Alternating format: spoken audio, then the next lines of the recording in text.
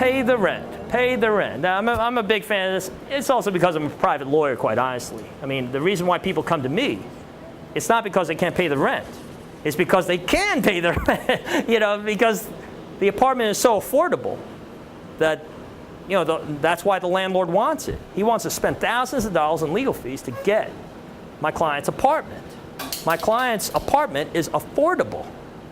My client will pay thousands of dollars to defend that asset for the family. That's why they're in it. So in terms of the rent, if you feel that way, don't mess around with the rent. Pay it on time, because if you pay it late too much, under extreme circumstances, you could be evicted for chronic rent delinquency.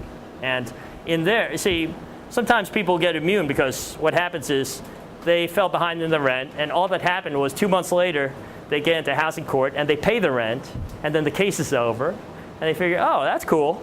So that means that whenever I need, I'm tight for a particular month, I can just skip paying the rent. They'll bring me into housing court, I'll make a deal, and everything will be fine. So some people feel that way. The problem is that if you've had 2 or 3 of those cases, you could be evicted for chronic rent delinquency, and that is not the same thing. In other words, you can't pay the rent and get rid of the case.